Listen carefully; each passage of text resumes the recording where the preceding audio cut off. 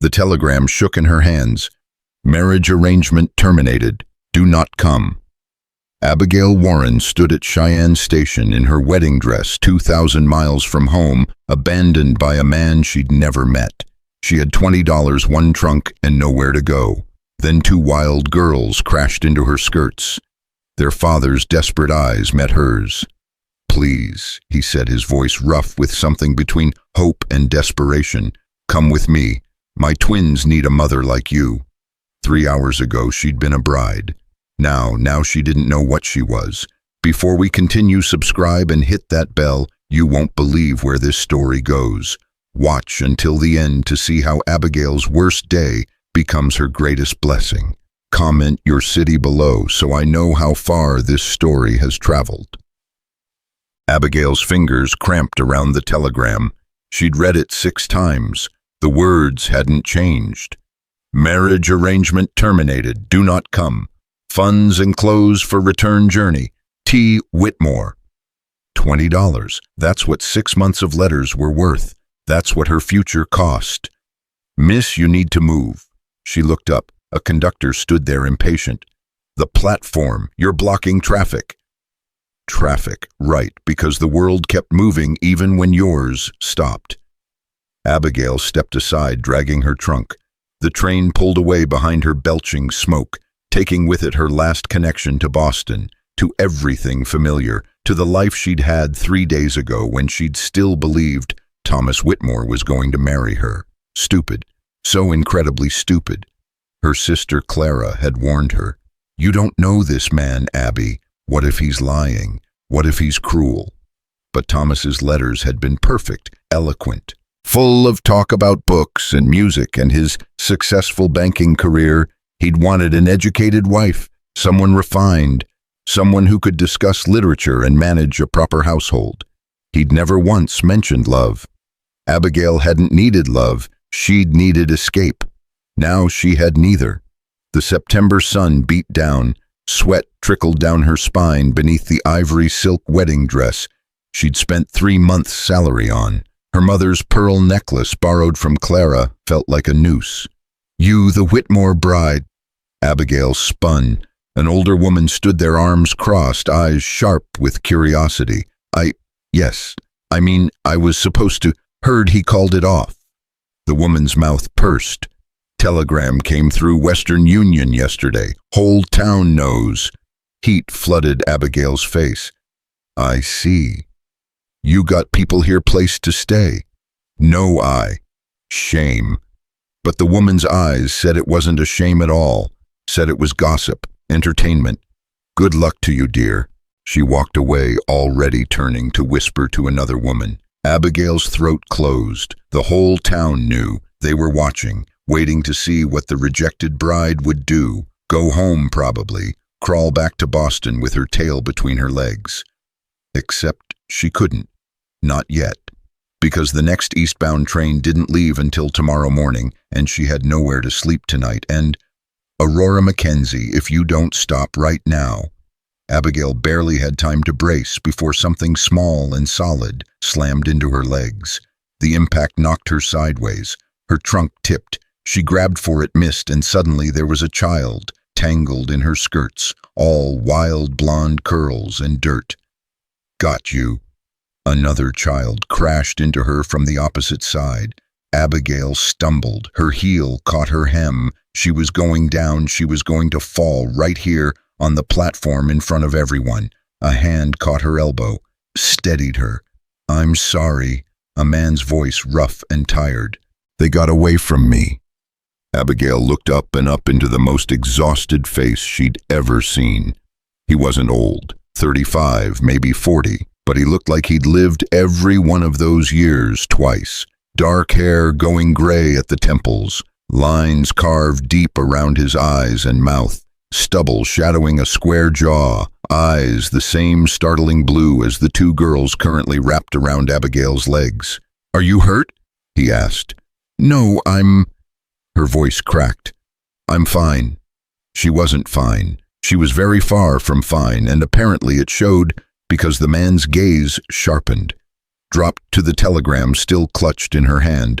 rose to take in her wedding dress, her carefully arranged hair already falling in the heat, her complete lack of a groom. Understanding flickered across his weathered face. "You waiting for someone?" His voice gentled. The kindness broke her. Abigail felt tears spill over before she could stop them. "I was," she whispered, "but he's not coming." The words hung there, naked, humiliating. "Papa, why is the princess crying?" one of the twins asked. "Adeline, hush." But Abigail was crying now, really crying, and she couldn't stop. 6 months of letters, 3 months of planning, 2,000 miles of travel, all of it for nothing, for a man who couldn't even face her to call it off. "Here." The man pressed a handkerchief into her hand, worn but clean. "Take your time." Abigail pressed it to her face, mortified. Around them, people stared. She could feel their eyes, their judgment. Poor thing. Came all this way for nothing. What did she expect? Mail-order brides never work out. Probably something wrong with her. "Girls, give the lady some space." The man gently untangled his daughters from Abigail's skirts, kept one large hand on each small shoulder. "You're Quinn McKenzie," he said to Abigail. "These are my daughters, Aurora and Adeline." Abigail dabbed her eyes. "Abigail Warren." "Miss Warren." Quinn studied her with those tired, kind eyes. "Do you have somewhere to go?" She looked at the telegram again. "Funds enclosed for return journey." "I can go back east," she managed. "That's not what I asked." No, it wasn't, because having somewhere to go and having somewhere to return to were completely different things. "No," Abigail admitted, "I don't." Quinn was quiet for a moment. His daughters fidgeted, but he didn't seem to notice. He was looking at Abigail like she was a complicated problem he was working through. "Finally, my wife died 2 years ago. Fever, 3 days from healthy to gone." Abigail blinked. "I'm sorry. These girls need education, refinement, someone to teach them to be proper young ladies." He paused. "I've hired 4 governesses in 2 years. None lasted more than 6 weeks. "Mr. McKenzie, I don't understand." "The last one left 3 days ago. Said the ranch was too isolated, too much work, too lonely." His jaw tightened. "She didn't even say goodbye to the girls." Aurora tugged his sleeve. "Are you telling the princess about mean Miss Hutchins?" "I'm explaining the situation, sweetheart." "Miss Hutchins said we were brats," Adeline added helpfully, "and that Papa was impossible." "That's enough." Quinn's voice was firm but not harsh. He looked back at Abigail. "I need help, Miss Warren. My daughters need someone who won't run off the first time things get hard. Someone educated, patient, someone who'll treat them like they matter." Abigail's heart hammered. "You're offering me a position. Governess. $40 a month, room and board. Your own room, your own space. I'll respect your boundaries completely. I'm not looking for anything except someone to help raise my girls." It was insane, completely insane. "You don't know anything about me," Abigail said. "I know you came west to marry a stranger. That takes courage." Quinn's voice was steady. "I know you're educated Boston based on your accent, well-mannered, kind enough not to scold 2 children who just knocked into you." He nodded at her tear-stained face. "And I know what it's like when your world falls apart and strangers stare." Something in his voice said he really did know, that he'd stood where she was standing alone, judged uncertain. "The other governesses," Abigail said slowly. "Why did they really leave?" Quinn's mouth tightened. "First one said the girls were undisciplined. Second one said the ranch was too far from town. Third one lasted 3 days before she claimed she saw..." He stopped. "Claimed she saw what?" "Nothing." Woman was skittish. But something flickered in his eyes, something he wasn't saying. "Mr. McKenzie, can you teach reading and arithmetic?" He interrupted. "Can you help 2 7-year-old girls learn manners and proper English? Can you treat them with respect and patience?" "Yes, but..." "Then that's all I need to know." He held out his hand. "Do we have an agreement?" Abigail stared at his calloused palm. This was madness. She'd come west for one stranger, been rejected, and now another stranger was offering her work based on a 5-minute conversation. But what was the alternative? Return to Boston, face her father's disappointment, listen to Clara's "I told you so" sympathy, become the cautionary tale whispered about at tea parties. Or stay here, try something new, build something from the ruins. 1-month trial, she heard herself say. If it's not working for either of us, I leave with a week's wages and no hard feelings. Quinn's mouth quirked, almost a smile. Fair enough. She took his hand. His grip was warm, strong, steadying. Do we have a deal, Miss Warren? We have a deal. The twins erupted in cheers. Aurora bounced on her toes. Does this mean you're coming home with us right now? Abigail looked down at her wedding dress. I should change first. Mrs. Henderson's boarding house is just down the street, Quinn said. She'll give you a room. We'll wait. 20 minutes later, Abigail emerged in a practical brown traveling dress. The wedding gown was folded in her trunk, a ghost she'd deal with later. Quinn loaded her trunk into a wagon hitched to 2 sturdy horses. The twins scrambled into the back, already arguing about who got to sit next to the princess. You'll have to forgive them, Quinn said quietly as he helped Abigail onto the bench seat. They're excited. We don't get visitors often. How often? Last one was the circuit preacher 4 months ago. 4 months. Abigail's stomach flipped. What had she agreed to? Quinn climbed up beside her, took the reins. It's about an hour to the ranch. The girls will talk your ear off, but don't feel obligated to answer every question. I don't mind. Miss Warren, are you married to Papa now? Aurora called from the back. No. Abigail's face flamed. Are you going to marry Papa? Adeline asked. Girls. Quinn's voice was sharp. Enough. But Miss Hutchins said you needed a wife, not a governess. Adeline, Rose, McKenzie, that's enough. Quinn didn't raise his voice, but both twins went silent. He glanced at Abigail. I apologize. It's fine. But her heart was racing. What exactly had she walked into? The wagon rolled out of Cheyenne and the town fell away behind them. Prairie stretched in every direction, endless grass, huge sky, nothing but wind and space. You ever lived outside a city? Quinn asked. No. It's different, quieter, harder in some ways. He paused. Lonelier. Is that why the governesses left? Partly. Quinn's jaw worked. Partly it was the girls. They're good kids, but they're wild. My wife Martha, she had a way with them. I don't. I'm too busy with the ranch and they need more than I can give. What about family relatives who could help? Martha's parents died before the girls were born. Mine are back in Missouri, too old to travel. His hands tightened on the reins. It's just us. Just us. 3 people alone on a ranch an hour from the nearest town. What had she done? Miss Warren, do you know any stories? Aurora piped up from the back. Yes, I know quite a few. Tell us one, please. Abigail glanced at Quinn. He nodded slightly. So she told them about a princess locked in a tower, about a brave knight who climbed the wall to save her. The twins listened rapt, interrupting occasionally with questions. Why didn't the princess just climb down herself? Adeline wanted to know. Maybe she was scared, Abigail said. I wouldn't be scared. I'd use the sheets like a rope. You'd fall and break your neck, Aurora said matter-of-factly. Would 2 girls, Quinn started. I'd be smart about it, Adeline insisted.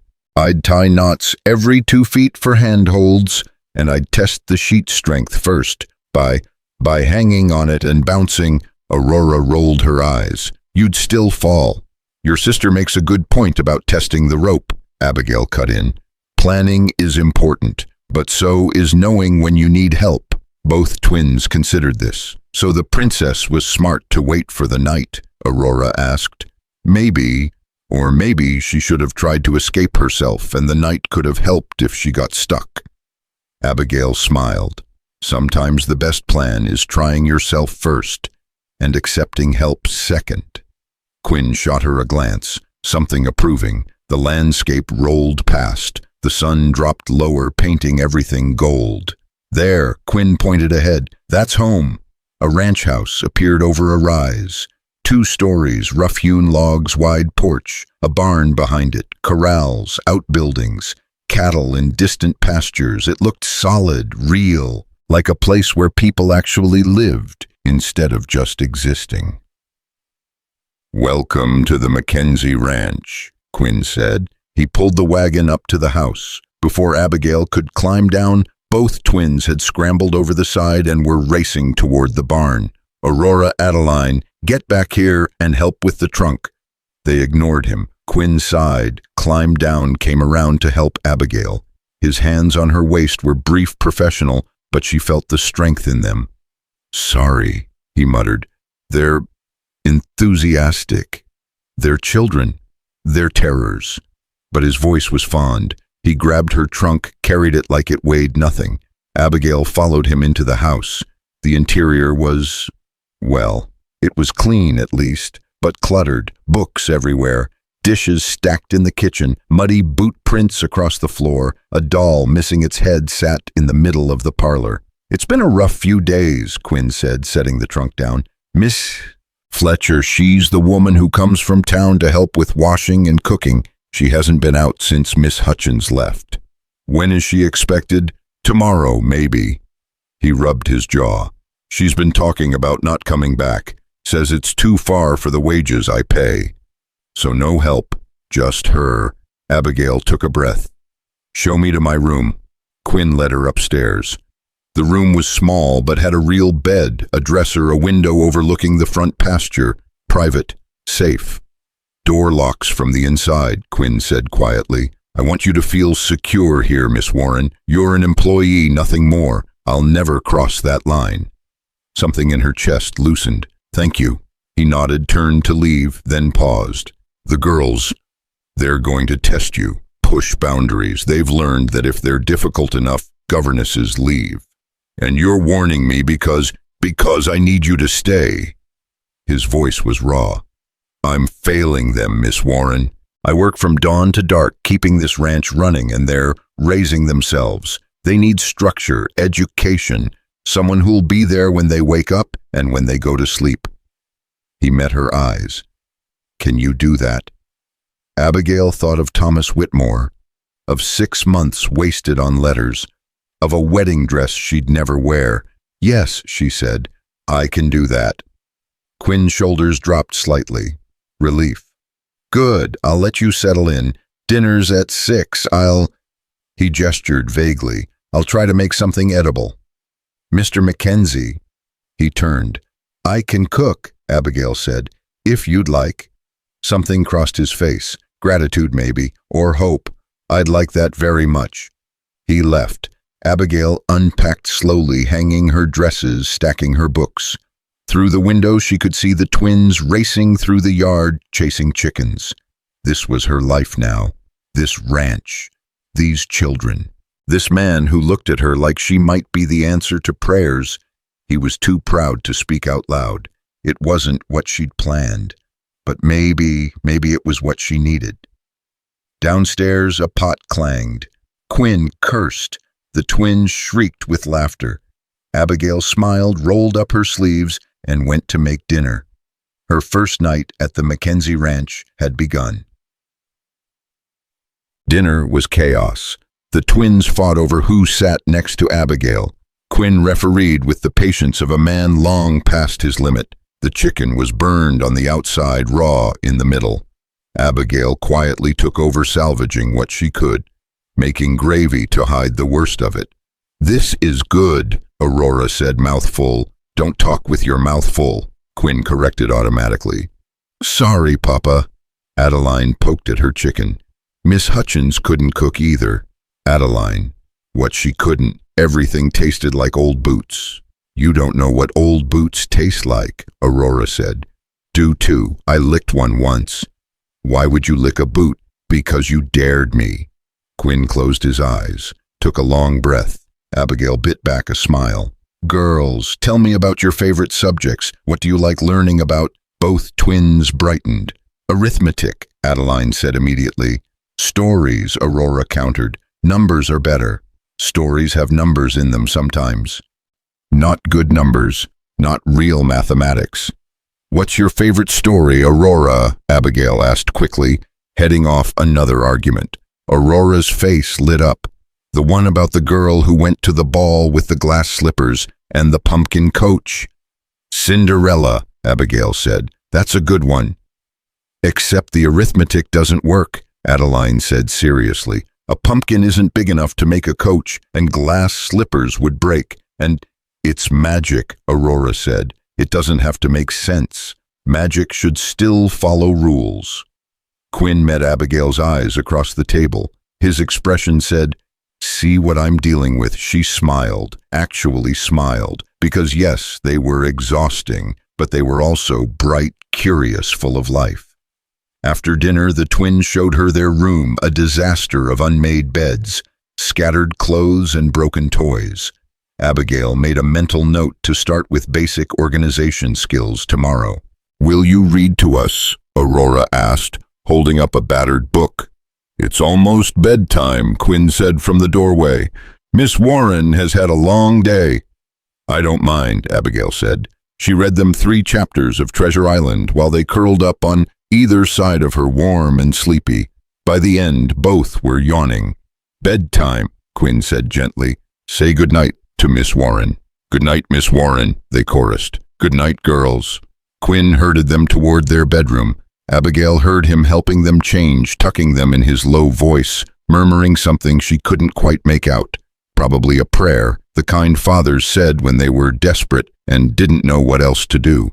She stood, stretched, looked around the parlor. So much to do, so much to fix.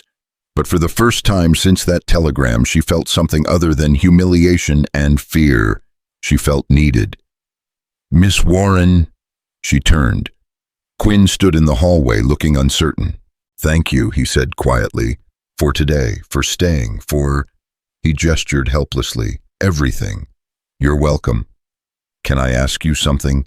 "Of course." "Why did you say yes, really?" His eyes searched hers. "You could have gone home, back to your family. Instead, you agreed to live with a stranger on an isolated ranch. Why?" Abigail thought about Thomas Whitmore, about her father's house, about being invisible, unnecessary, unwanted. "Because you asked," she said simply. "Because your daughters looked at me like I might matter, and I haven't felt like I mattered in a very long time." Quinn was quiet for a long moment. "You matter here," he said finally. "I need you to know that." Something warm bloomed in Abigail's chest. Dangerous. Too soon. "I should turn in," she said quickly. "Tomorrow will be a long day." "Yes, of course. Good night, Miss Warren." "Good night, Mr. McKenzie." She climbed the stairs to her room, locked the door, out on the bed. Through the window, stars blazed in the huge Wyoming sky. So many stars. She'd never seen so many. Abigail pressed her hands to her face. This morning she'd been a rejected bride. Tonight she was a governess in a house full of chaos and need and unexpected warmth. Tomorrow she'd start teaching, organizing, building structure. Tomorrow she'd begin building whatever this new life was going to be. But tonight, she let herself cry. Not from sadness this time, but from relief, from hope, from the strange, fierce knowledge that sometimes the worst thing that could happen was actually the beginning of something better. Outside, an owl hooted. Cattle lowed in the distance.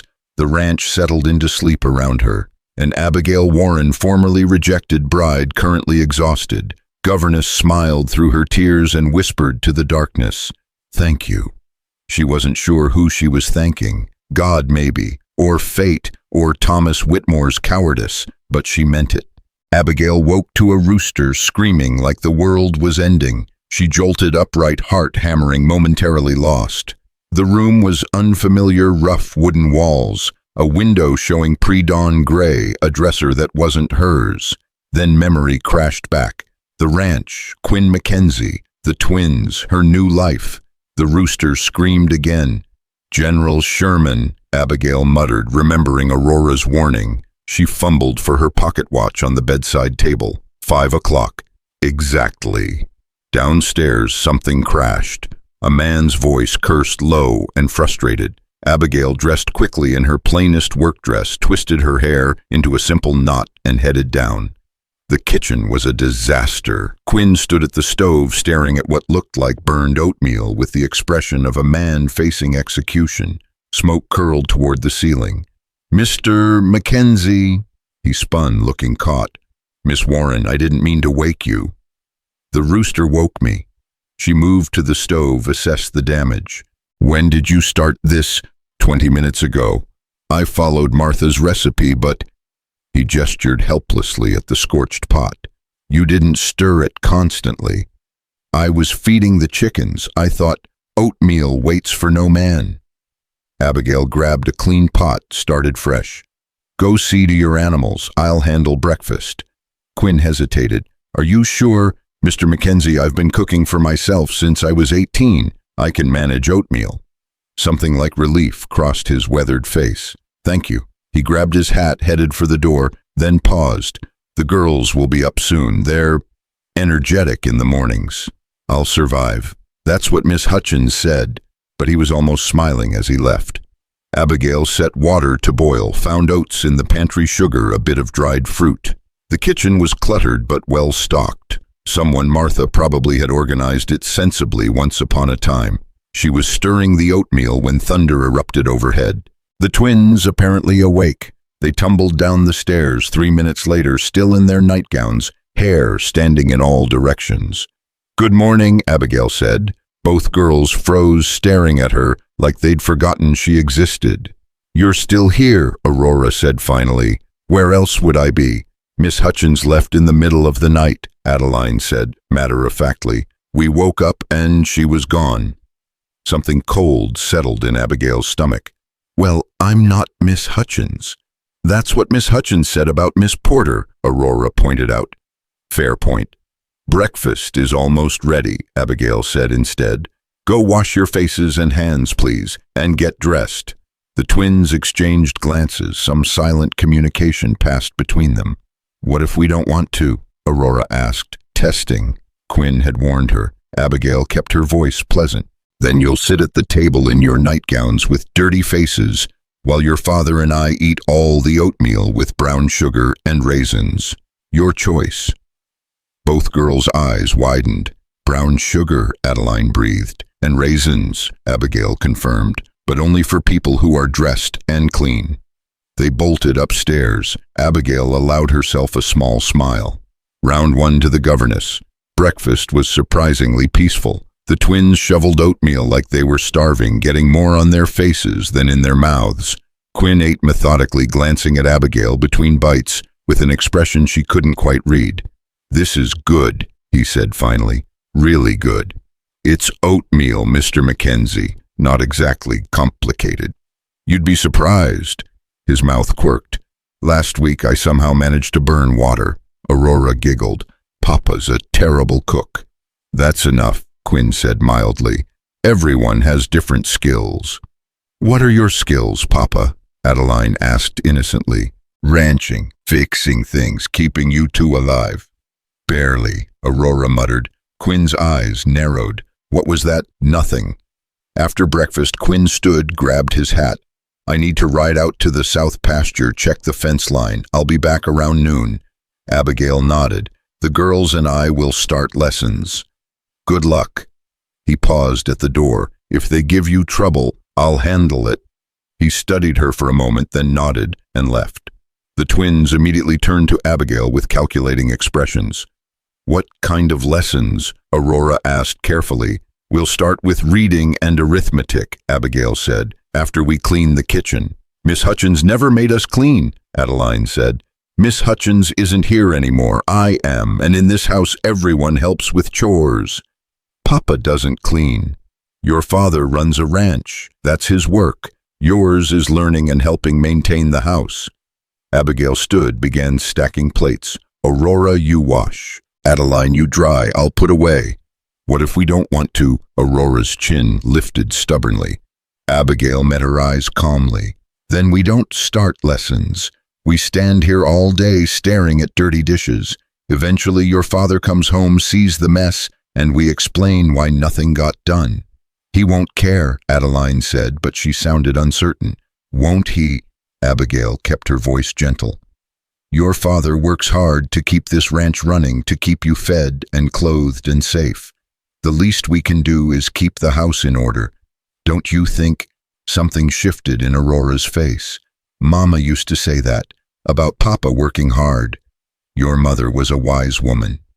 Both girls were quiet for a moment. Then, without another word, Aurora moved to the wash basin. Adeline picked up a towel. They worked in silence. Abigail watched them carefully, the way they moved around each other with practiced ease, the way Adeline automatically handed plates to Aurora before she asked, the way they both kept glancing at her like they expected her to disappear. Tell me about your mother, Abigail said quietly. Both girls froze. We don't talk about Mama, Aurora whispered us on. Why not? It makes Papa sad, Adeline said. His face gets all tight and he goes quiet. I see. Abigail dried a cup slowly.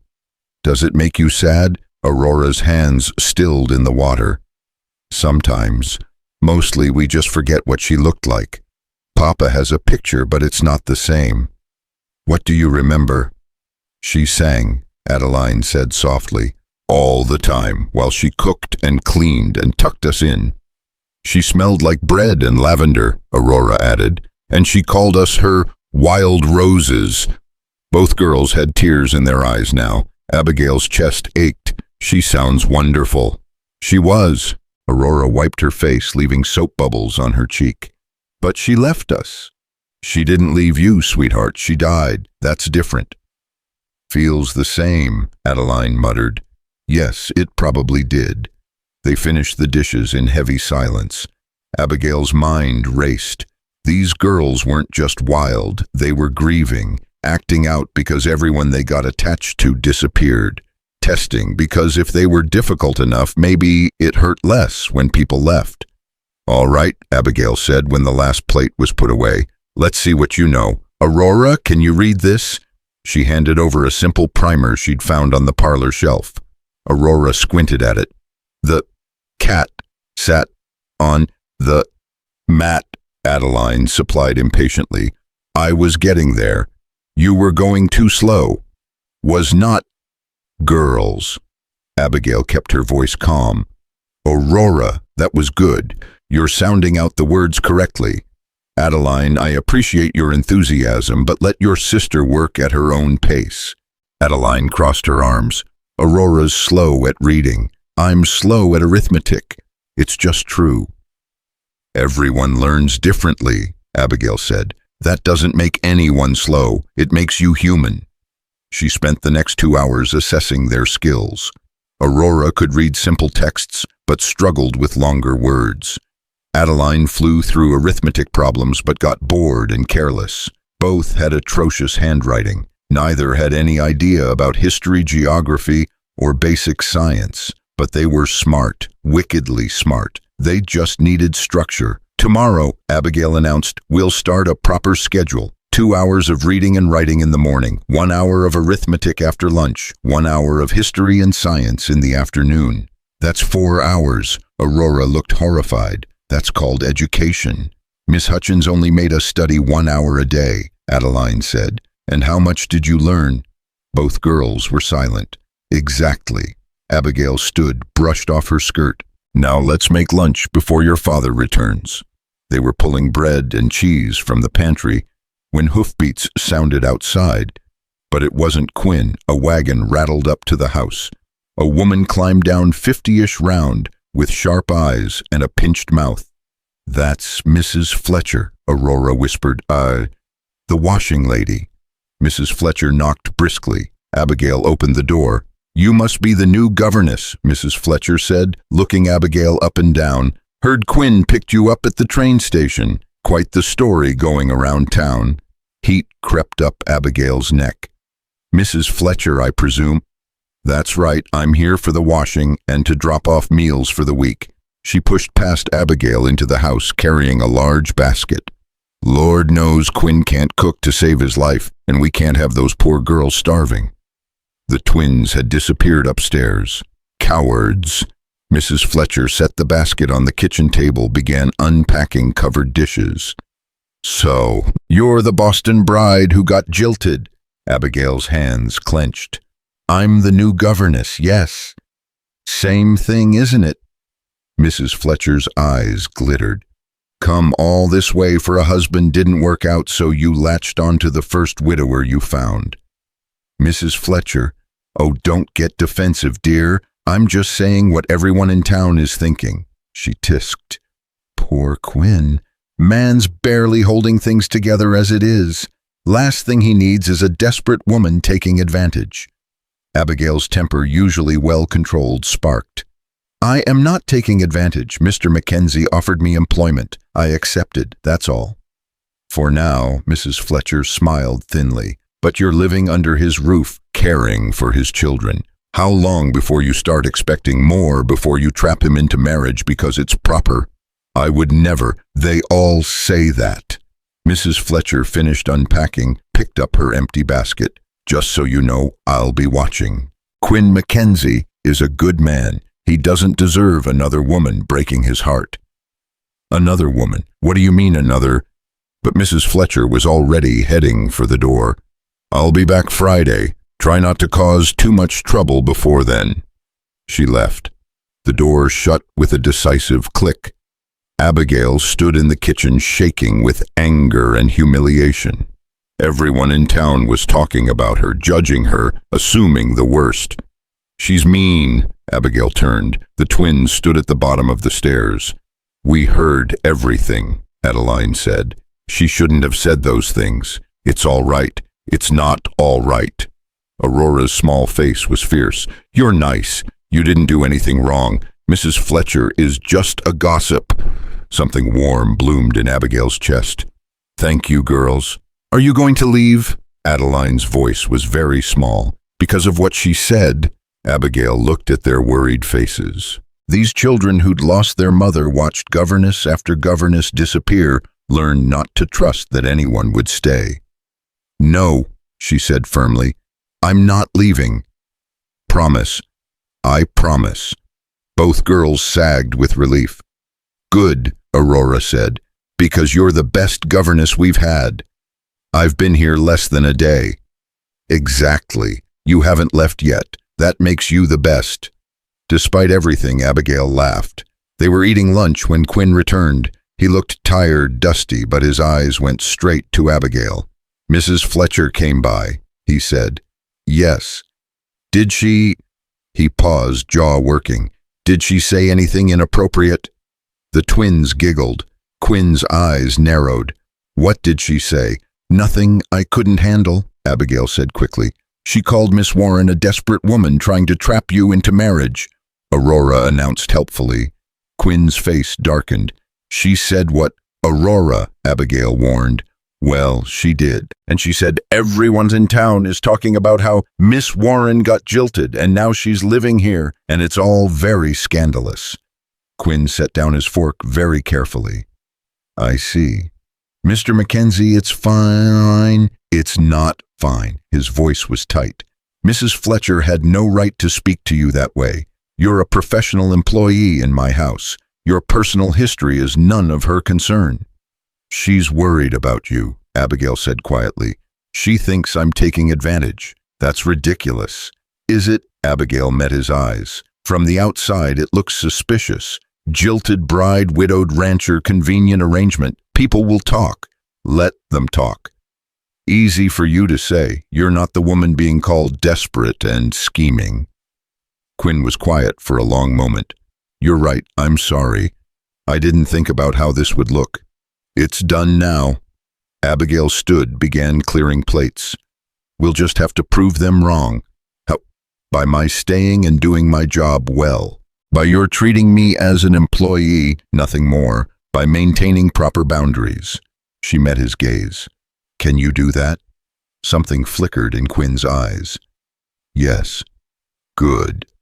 That afternoon, Abigail took the twins outside for nature studies. They walked the property identifying plants and birds. The girls were delighted to show off their knowledge. Aurora knew every wildflower Adeline could identify animal tracks. "How do you know all this?" Abigail asked. "Mama taught us," Aurora said, "before she got sick." They ended up by a creek, cool and shaded. The twins waded in laughing while Abigail sat on the bank and watched. This was good, she thought. This was working. Then Aurora screamed. Abigail was on her feet instantly. "What happened?" "Hornets," Adeline shrieked. Aurora stepped on a nest. Aurora stood frozen in the water, hornets swarming around her head. One landed on her neck, stung. She cried out. "Don't move," Abigail commanded. She kicked off her shoes, waded in, grabbed Aurora around the waist. "Adeline, run to the house. Get your father." Adeline took off like a shot. Abigail hauled Aurora out of the creek, batting at hornets. One stung her hand, another got her arm. Pain flared hot and sharp, but she ignored it. "Close your eyes," she told Aurora. "Hold your breath." She dunked them both underwater, held for a count of 10, surfaced. The hornets, confused, had dispersed. Abigail scrambled up the bank, Aurora in her arms. The girl was sobbing, red welts already rising on her neck and face. "You're all right," Abigail said, running toward the house. "You're going to be fine." Aurora's breathing sounded wrong, wheezy. "No, no, no, no." Abigail burst into the house. "Mr. McKenzie!" He appeared from the barn, took one look, and went white. "What happened?" "Hornets. She's having trouble breathing." Quinn grabbed Aurora from her arms, laid her on the kitchen table. "Adeline, get the medicine box. Top shelf in my room." Adeline ran. Quinn's hands moved quickly, checking Aurora's throat, her airways. "She's swelling, damn it." "What do we do?" Abigail's voice shook. "Pray she doesn't close up completely before the swelling goes down." He looked at her.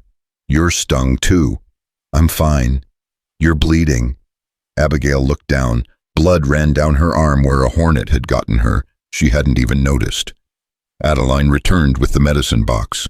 Quinn pulled out a jar of something, began smearing it on Aurora's stings. "This will help," he murmured. "You're all right, sweetheart. Papa's here." Aurora's breathing eased slightly. Still labored, but better. "Should we get a doctor?" Abigail asked. "Closest doctor is an hour away. By the time he got here..." Quinn shook his head. "We wait. If she gets worse, I'll ride for him." They waited.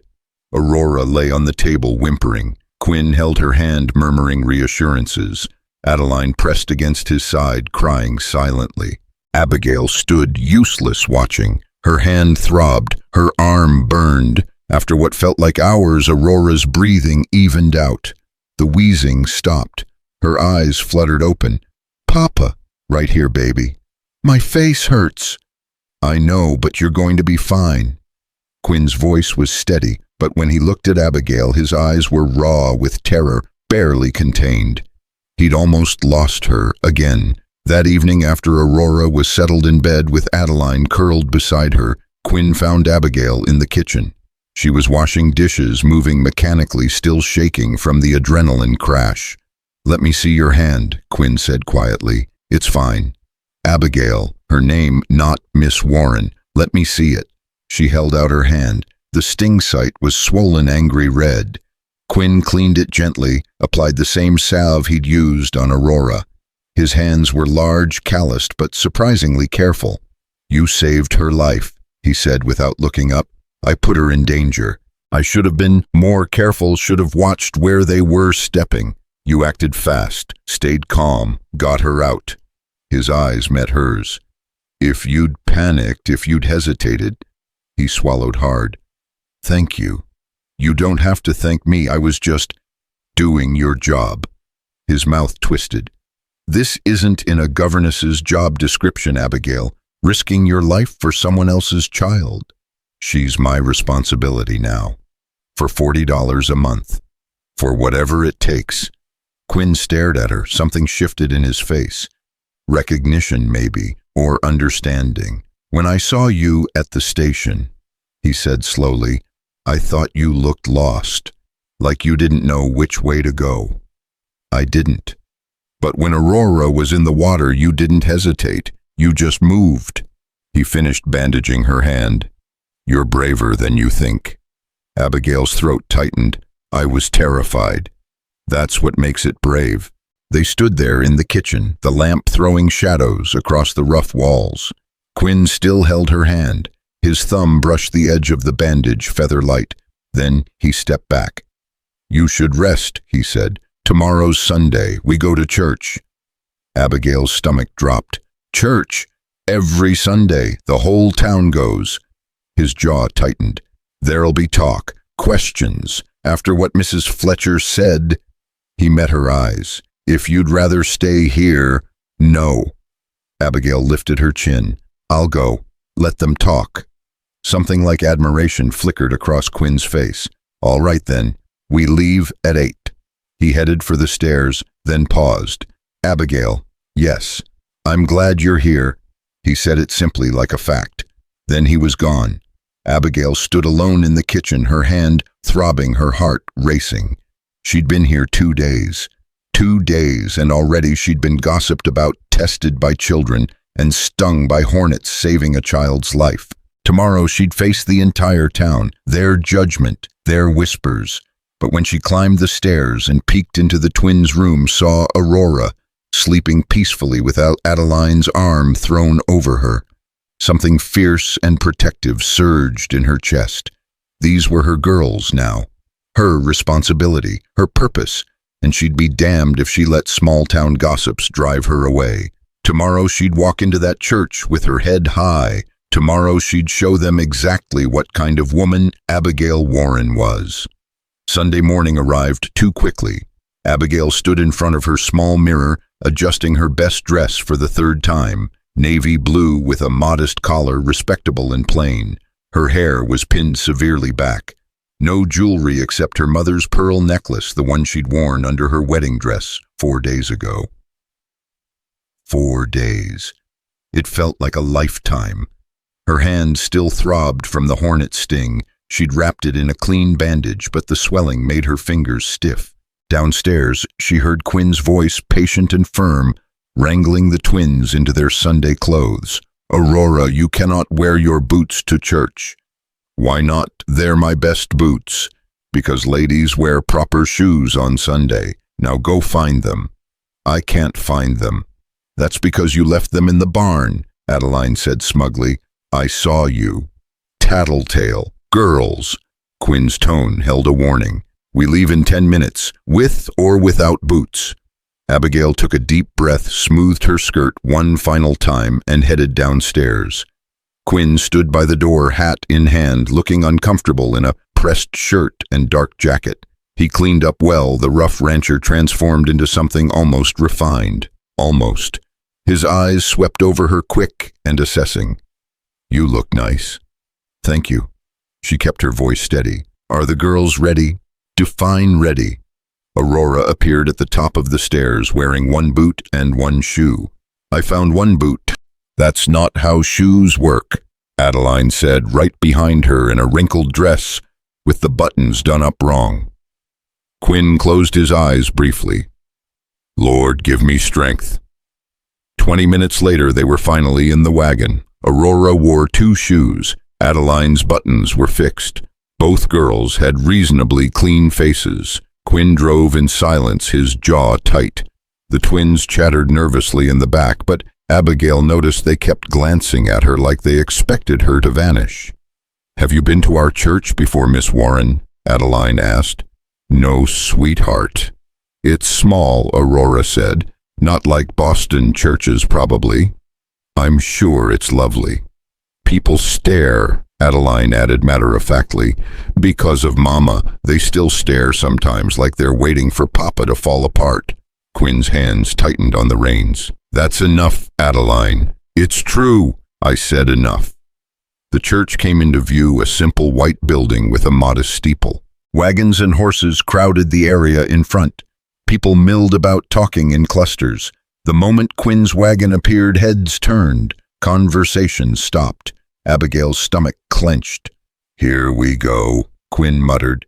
He set the brake, climbed down, came around to help her. His hand on her elbow was brief but steadying.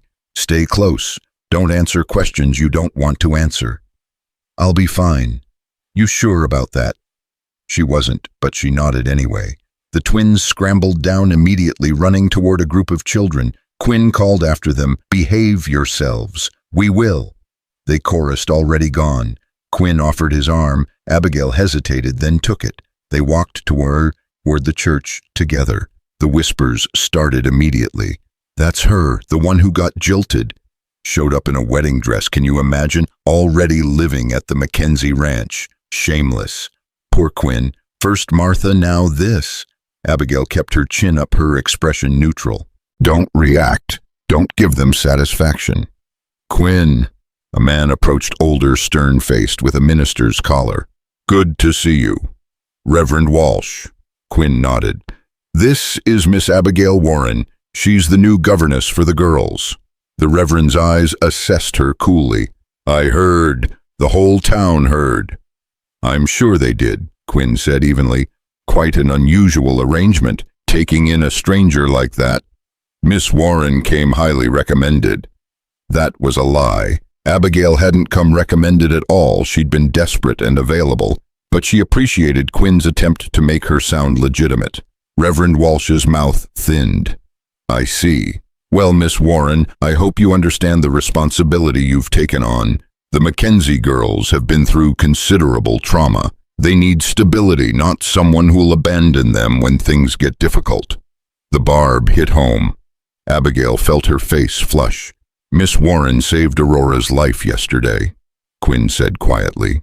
"Pulled her out of a creek when she was being attacked by hornets. Got stung herself in the process." His voice hardened. "I'd say that shows considerable commitment." The Reverend blinked. I see. That's quite commendable." "Yes, it is."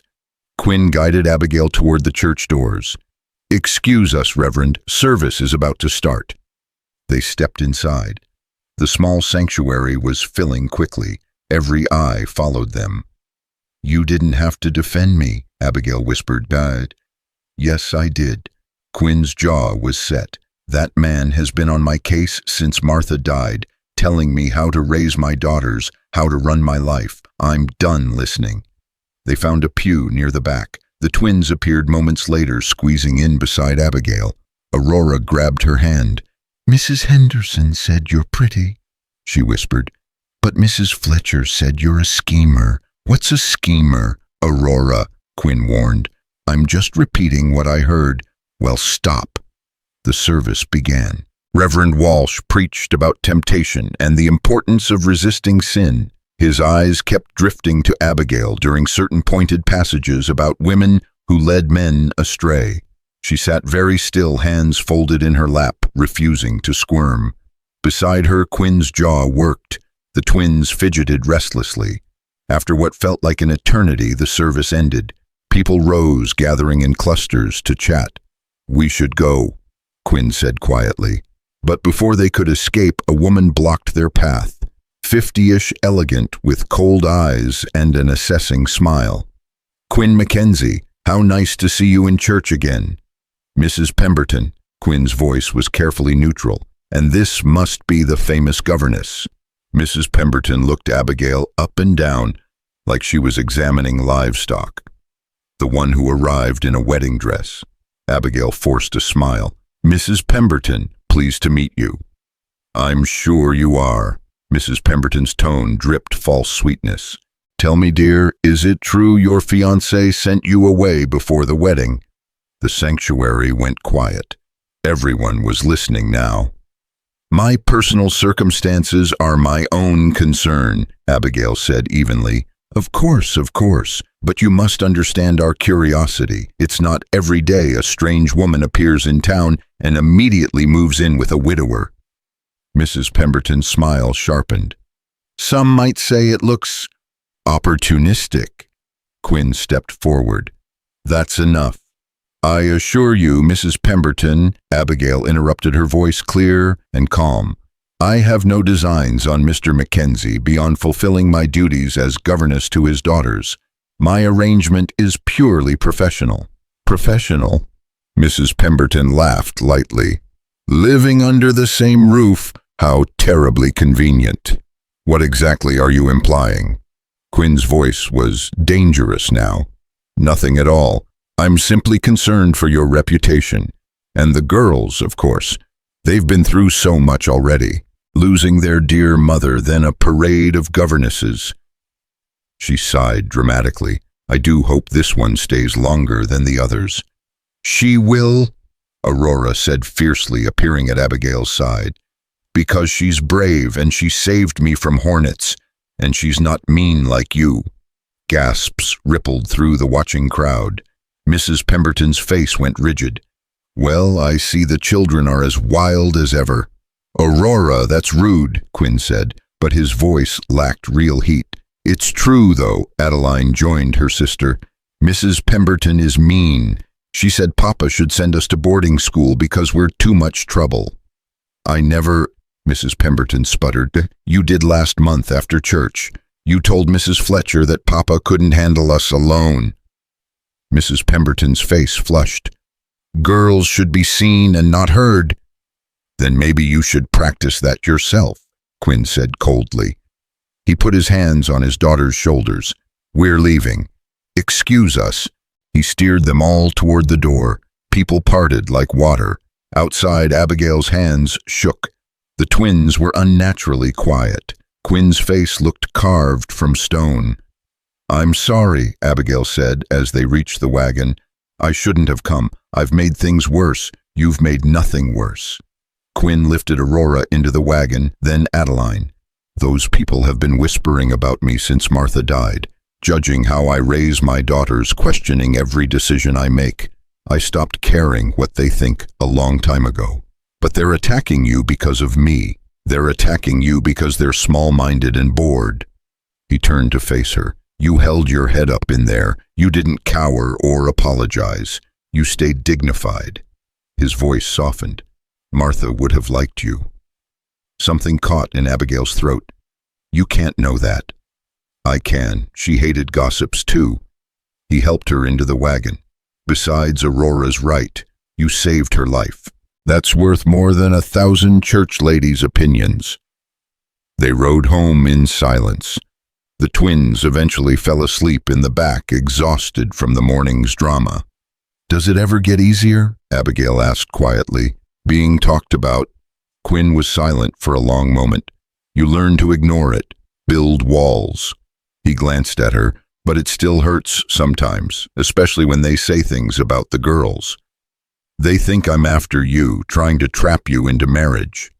I know. Does that bother you? He considered the question carefully. What bothers me is people assuming the worst about someone they don't know. You came here for a job. You're doing that job well. What you were before you arrived isn't anyone's business. But it affects you, your reputation. My reputation survived my wife dying and 4 governesses quitting. It'll survive this too. He met her eyes. The question is whether you can survive it. Could she? Abigail looked at the twins sleeping peacefully in the wagon bed, then at Quinn's weathered face, tired but kind. Yes, she said, I think I can. That afternoon, while the twins napped and Quinn worked in the barn, Abigail found herself in what had clearly been Martha McKenzie's sewing room. A rocking chair sat by the window. Fabric scraps filled a basket. A half-finished quilt lay folded on a small table. I should have put this away. Abigail jumped. Quinn stood in the doorway looking uncomfortable. I'm sorry. I was just looking. It's fine. This is your house now, too. He stepped inside, picked up the quilt. Martha was making this when she got sick. Never finished it. The pattern was intricate stars and flowers in blues and yellows. Beautiful work. She was talented, Abigail said softly. She was good at everything. Sewing, cooking, managing the ranch, raising the girls. Quinn's voice went rough. I keep thinking if I'd gotten the doctor faster, if I'd noticed she was sick sooner, you can't blame yourself, can't I? He set the quilt down carefully. 3 days, that's all it took. 3 days and she was gone, and I didn't know what to do. Still don't, most days. Abigail moved to stand beside him. You're doing fine. The girls are loved. They're safe. They're fed and clothed and cared for. They're wild, undisciplined. Half the time I don't know if I'm being too strict or too lenient." He rubbed his face. "Martha always knew. She just knew. You're not Martha. You're their father. That's enough." "Is it?" Quinn looked at her, his eyes raw with doubt. "Because sometimes I think they'd be better off with someone who actually knows what they're doing. Like me." Abigail laughed without humor. "I've been a governess for 4 days, Mr. McKenzie. I have no idea what I'm doing either. You saved Aurora yesterday. Anyone would have. No, they wouldn't." His voice was firm. "Miss Hutchins would have panicked. Miss Porter would have fainted. But you just moved. You didn't think about yourself, didn't hesitate. You just saved her. I was terrified. But you did it anyway." He studied her intently. "Why did you really come west, Abigail, the truth?" She looked away. "I told you to marry Thomas Whitmore." "That's not the whole truth." He was right. It wasn't. "I needed to escape," she admitted quietly. "Boston was suffocating me. My father remarried 6 months after my mother died, a woman barely older than my sister. She made it clear I wasn't welcome. I was teaching at a girls' academy, living in a boarding house, watching my life become smaller and smaller." She swallowed hard. "Thomas's letters were exciting, romantic in a way. He talked about the frontier like it was full of possibility, like I could be someone new here. And then he rejected you, and then he rejected me," she echoed. "Proved that even 2,000 miles away, I still wasn't good enough." Quinn was quiet for a long moment. Then, "He was wrong. You don't know that.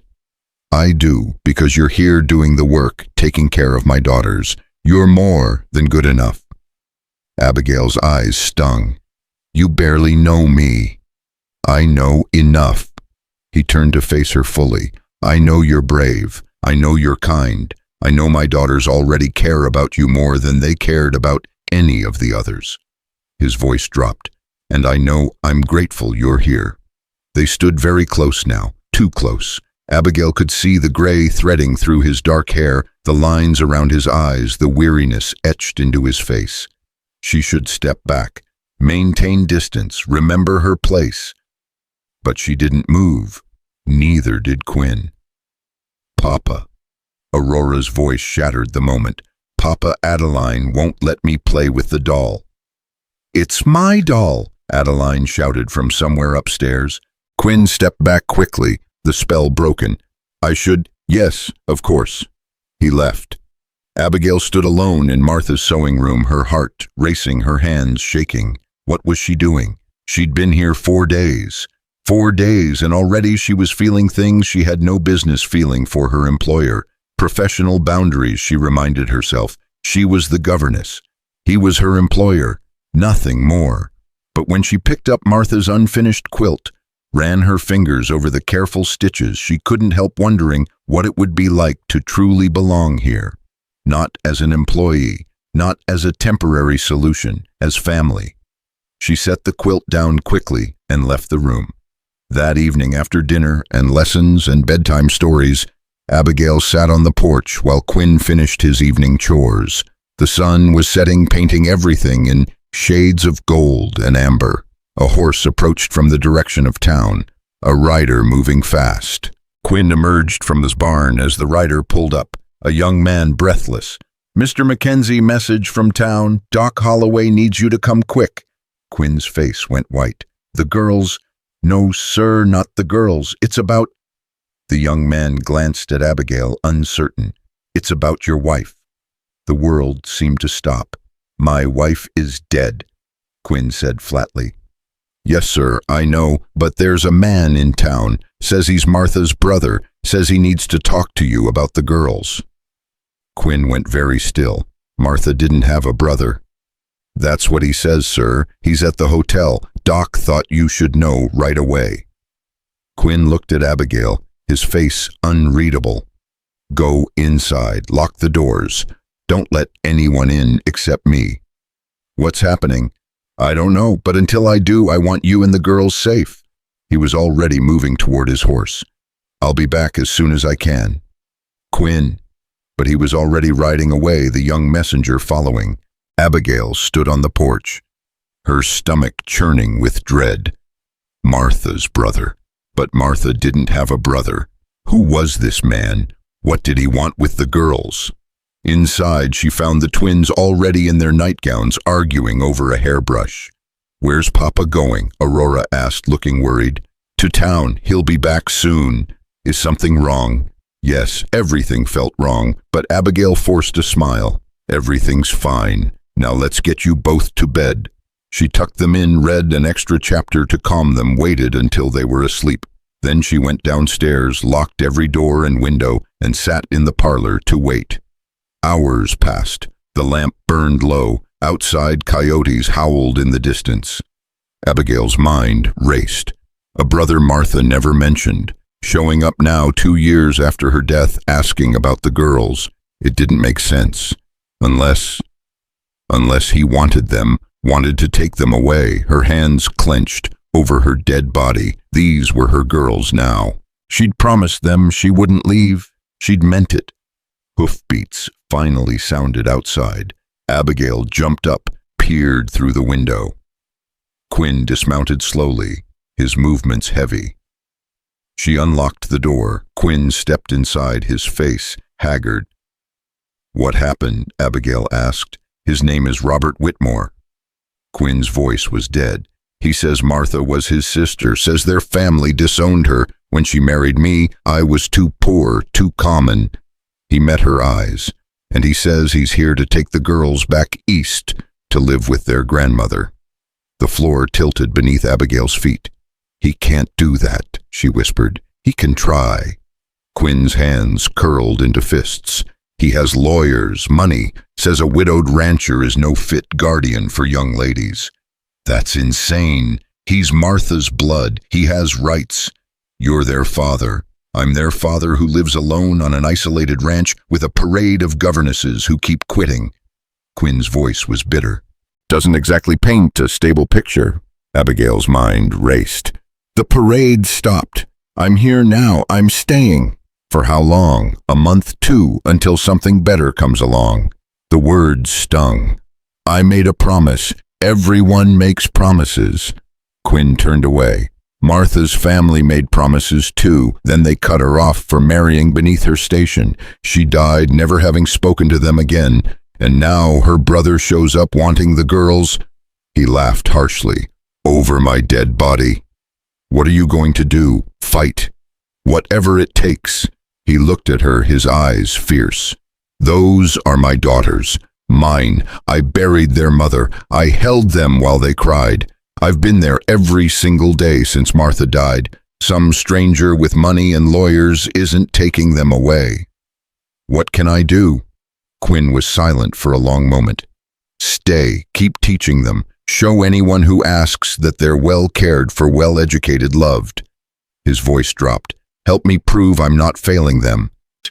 "You're not failing them? Then help me prove it." Abigail nodded. "I will, whatever you need." Quinn's shoulders sagged with relief. "Thank you." "When does he want to see them?" "Tomorrow. He's coming here."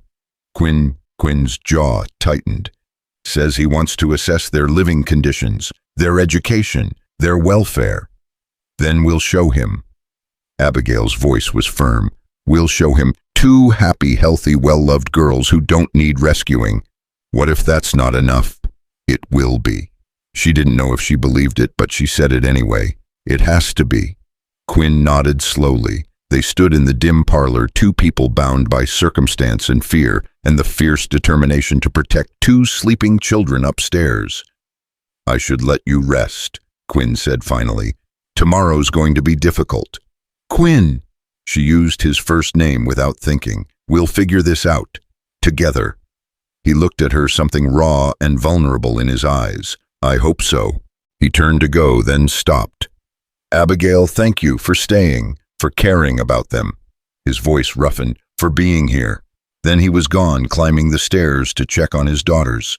Abigail stood alone in the darkened parlor, her mind spinning. Tomorrow Martha's brother would come, would judge, would try to take Aurora and Adeline away, and she would stop him. Somehow, because those girls weren't just her students anymore. They weren't just her responsibility, they were hers, in every way that mattered, and she'd be damned if she'd let anyone take them away. Abigail barely slept.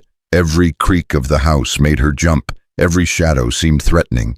She lay in bed watching moonlight creep across the ceiling, her mind churning with strategies and fears.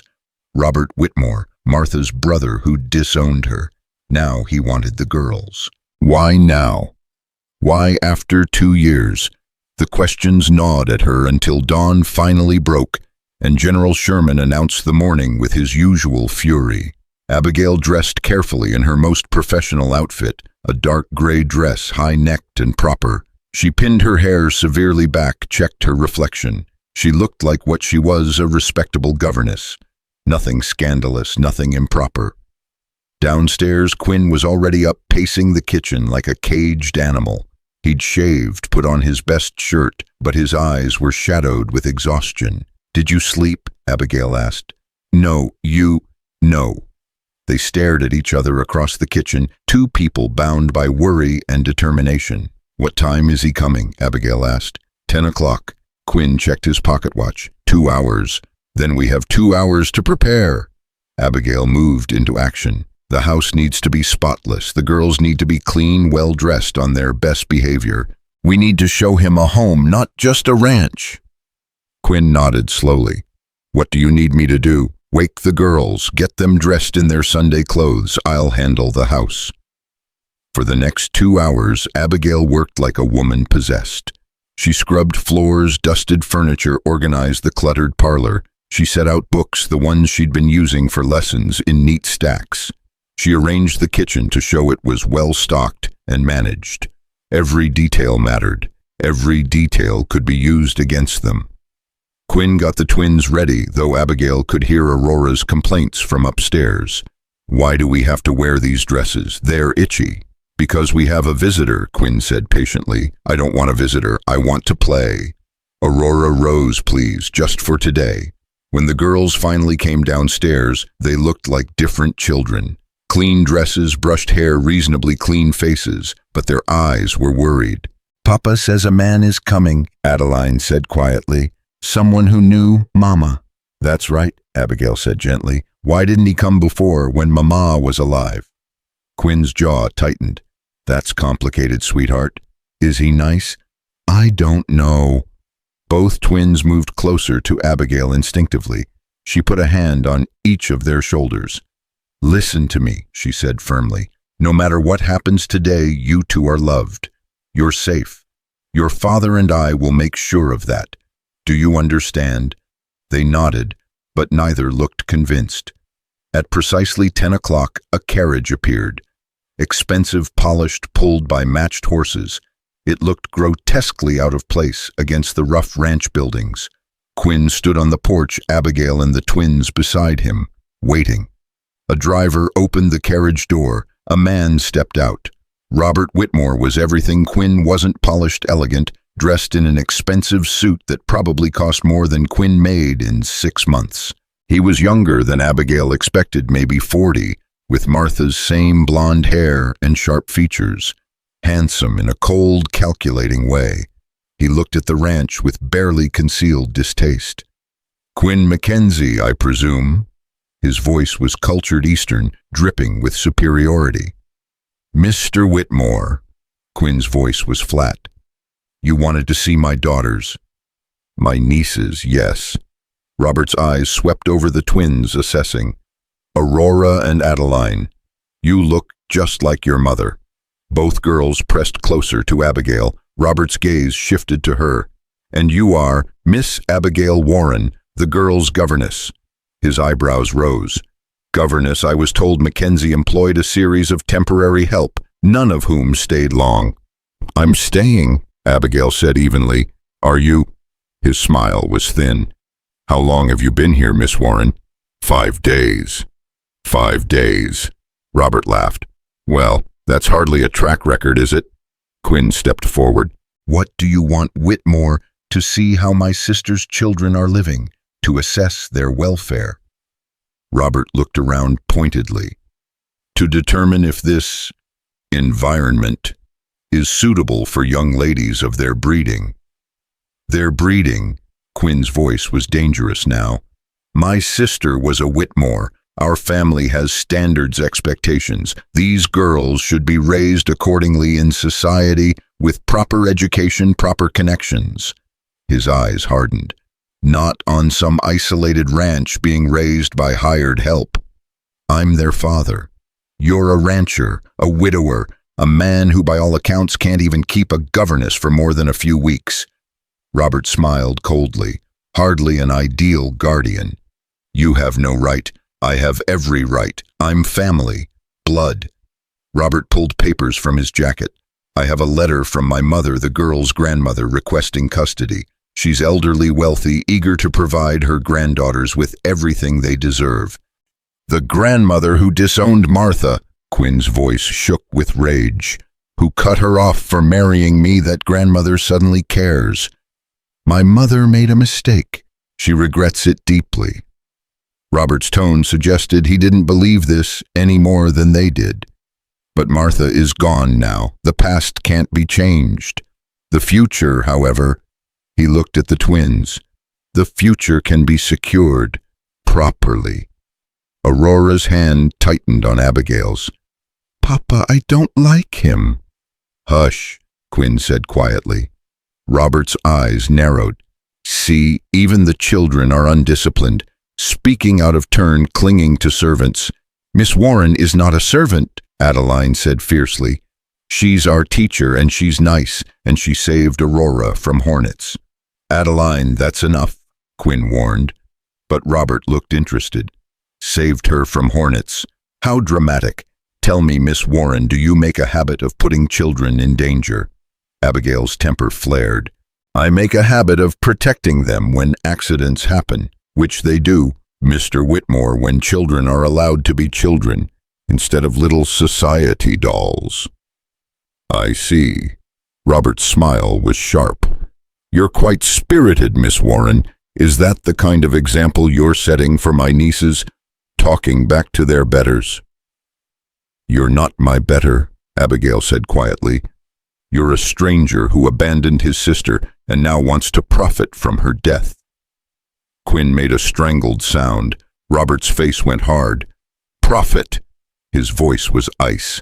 I'm trying to save these girls from poverty and isolation, from a father who clearly can't provide what they need. They need love, Abigail shot back. Stability. Someone who shows up every day, not just when it's convenient or profitable. You've known them 5 days. And in those 5 days, I've seen what matters. I've seen a father who works himself to exhaustion to provide for them. Girls who are bright and curious and full of life. A home that might not be fancy, but is full of love. Her voice rose. What have you seen, Mr. Whitmore? What do you know about Aurora and Adeline, except that they're profitable pawns in whatever game you're playing? Robert's eyes glittered with anger.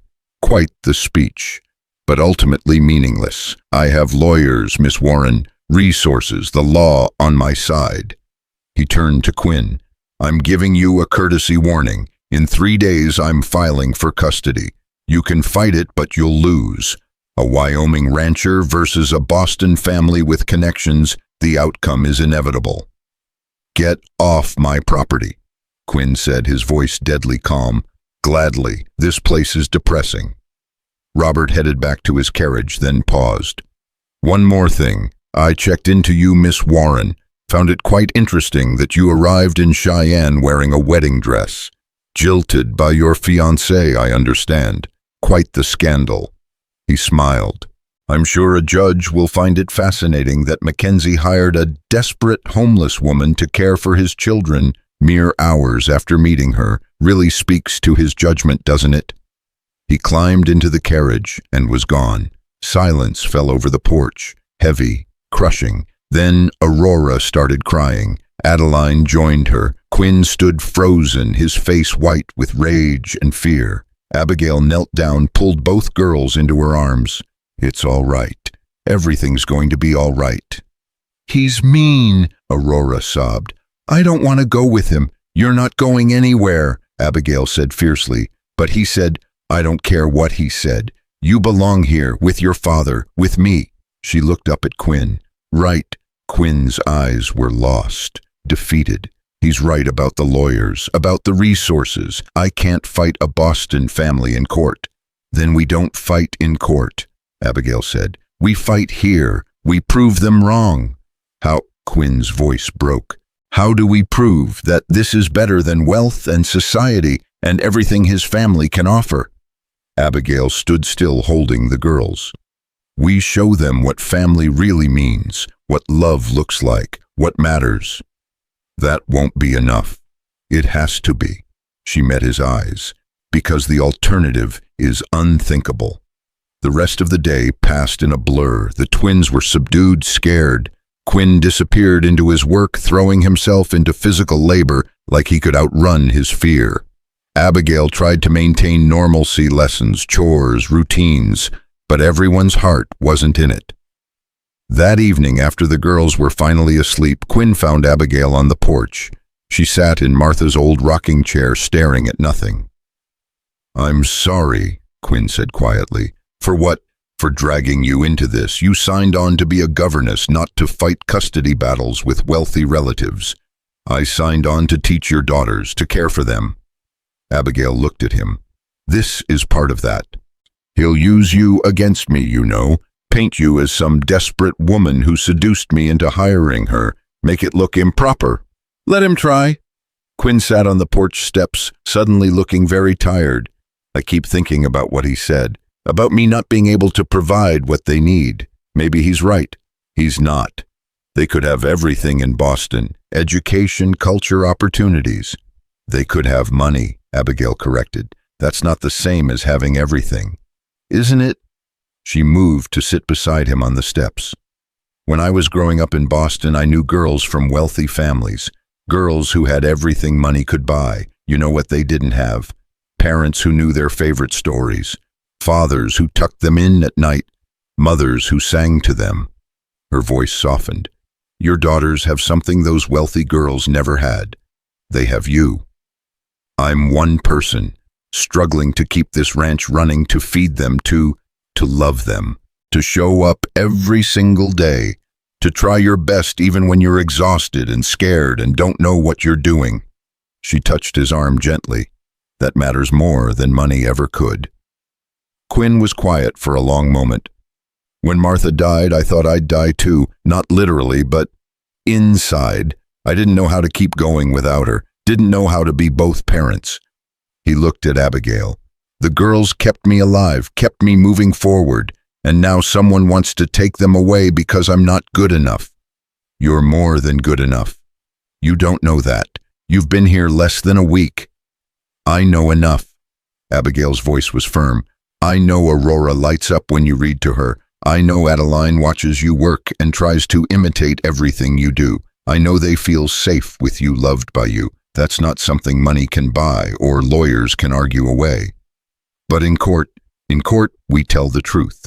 We show the judge what these girls' lives are really like. We bring witnesses who can testify to your character, your devotion. We fight. Quinn turned to look at her fully. Why are you doing this? You could walk away right now. Save yourself from the scandal, the fight. Find another position somewhere else. The question hung between them. Why was she doing this? Because 5 days ago, she'd been a rejected bride with nowhere to go. Because 2 wild little girls had crashed into her life and given her purpose. Because a grief-stricken widower had offered her a chance when no one else would. Because somewhere in the chaos of hornets and church gossip and custody threats, this had stopped being just a job. Because they're my girls now too, Abigail said quietly. And I don't abandon people I care about. Something shifted in Quinn's face. His eyes held hers, intense and searching. Abigail. The moment stretched between them, loaded with things neither was ready to say. Then Quinn looked away. It's late. You should rest. Tomorrow we start figuring out how to fight this. Together, Abigail said. Together, he agreed. But as she stood to go inside, Quinn caught her hand. His grip was warm, strong. Thank you, he said simply. for staying, for fighting, for... He seemed to struggle for words, for everything. Abigail squeezed his hand once, then let go. "Good night, Quinn." "Good night." She went inside, climbed the stairs, paused outside the twins' room.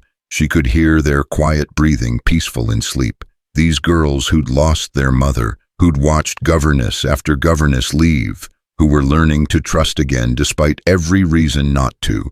Abigail pressed her hand to the door. "I won't let him take you," she whispered. "I promise." The next morning brought unexpected help. Doc Holloway arrived just after breakfast, his buggy rattling up to the house. "Heard about the Whitmore situation," he said without preamble. "Came to offer my services." Quinn looked surprised. "Your services as a character witness. I delivered those girls. I saw Martha through her sickness. I know you're a good father, Quinn. I'll testify to that if needed." Relief flooded Quinn's face. "Thank you, Doc." "Don't thank me yet. Whitmore's hired Judge Blackwell's nephew as his lawyer. This won't be easy." Doc looked at Abigail. "You're the new governess." "Yes." "How are the girls doing educationally, I mean?" Abigail straightened. "Aurora's reading has improved significantly in just 5 days. Adeline's arithmetic skills are excellent. Both are bright, curious, engaged learners." "Good, that'll help." Doc tipped his hat. "I'll be in touch about the hearing." After he left, more visitors arrived. Mrs. Henderson from the boarding house offering to testify that Quinn was always respectful and proper in town. Mr. Carson, who ran the general store, confirming Quinn always paid his bills on time and provided well for his daughters. Even Reverend Walsh appeared looking uncomfortable. "I may have been hasty in my judgment of Miss Warren," he admitted stiffly. "The church ladies informed me she saved young Aurora's life. That speaks to her character." He cleared his throat. "I'll testify, if needed, about the girls' regular church attendance, their moral upbringing." By evening, they had 6 witnesses willing to speak on Quinn's behalf. "It might be enough," Quinn said that night, allowing himself a small hope. "If we can show the judge that the girls are thriving here." A knock interrupted him. Quinn answered the door to find a nervous-looking young man. "Mr. McKenzie, I'm supposed to deliver this." He handed over an official-looking envelope and practically ran back to his horse. Quinn opened it with shaking hands, read, went pale. "What is it?" Abigail asked. "The hearing. It's scheduled for 2 days from now, Wednesday morning at the territorial courthouse." Quinn's voice was hollow. "That's not enough time to prepare." "Then we work fast." Abigail moved to his side. "What else does it say?" Quinn kept reading, his face growing darker. "Whitmore's petitioning for immediate temporary custody pending the hearing. Claims the girls are in moral danger due to my improper relationship with an unmarried woman living in my home." Abigail's stomach dropped. "That's ridiculous." "That's strategy." Quinn crumpled the paper. "He's painting you as my mistress, the girls as corrupted by our sinful arrangement. Damn it. There must be something we can do." "There is." Quinn's voice was strange, distant. "We could get married." Silence crashed over the room. "What?" Abigail breathed. "If we're married, there's no impropriety, no scandal. Just a man who hired a governess and then married her properly." Quinn wasn't looking at her. It would eliminate his strongest argument. "Quinn, you can't be serious. Why not? You're already living here caring for the girls. Marriage would just make it legal, respectable." His voice was mechanical, like he was solving a problem rather than proposing. "We could do it tomorrow. Quick ceremony, legal witnesses. By the hearing you'd be Mrs. McKenzie, and Whitmore would have nothing." Abigail's hands trembled. "You don't want to marry me. You're just scared." "Of course I'm scared. I'm terrified of losing my daughters." Quinn finally looked at her, his eyes wild. "I'll do anything to keep them. Anything. If that means marrying someone I barely know, then so be it." The words cut deeper than they should have. "Someone I barely know." "No," Abigail said quietly. Quinn blinked. "What?" "No, I won't marry you." Her voice was steady despite her racing heart. Not like this, not as a legal strategy, not when you're desperate and I'm convenient. Abigail, you loved Martha. You still love her. I can see it every time you look at her sewing room, every time you talk about her. Abigail's throat tightened. I won't be a replacement wife married for legal protection. I won't do that to you or to me. But the hearing. We'll fight without getting married. We'll tell the truth that I'm your employee, nothing more, that you're a devoted father who deserves to raise his children. She met his eyes. We'll win because we're right, not because we staged a convenient marriage. Quinn stared at her like she was speaking another language. You'd really risk the girl's custody for pride, not for pride, for principle. Abigail's voice was firm. Those girls need to see what real commitment looks like, real love, not a marriage of convenience that will make everyone miserable. She moved toward the stairs. We fight this honestly, Quinn, or we don't fight at all. She left him standing in the parlor, staring after her. In her room, Abigail pressed her hands to her face and tried not to cry. He'd proposed, sort of, in the worst, most clinical way possible. And she'd said no, because marrying Quinn McKenzie to save his daughters might solve the legal problem, but it would destroy something else.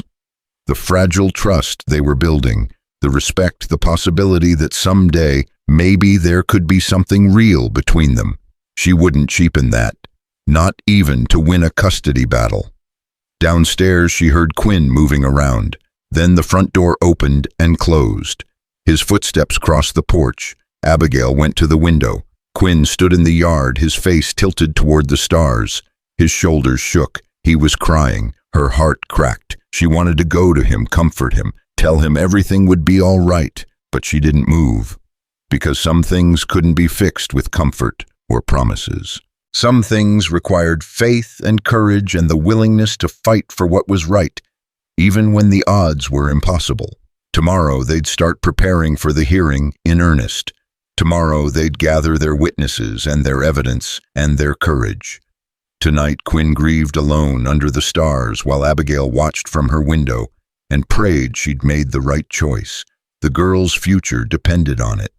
Everything depended on it. Morning came too quickly. Abigail woke to find Quinn already gone, the house silent except for the twins' soft breathing down the hall. She dressed mechanically, her mind replaying last night's conversation over and over. Someone I barely know. The words shouldn't hurt this much. They were true after all.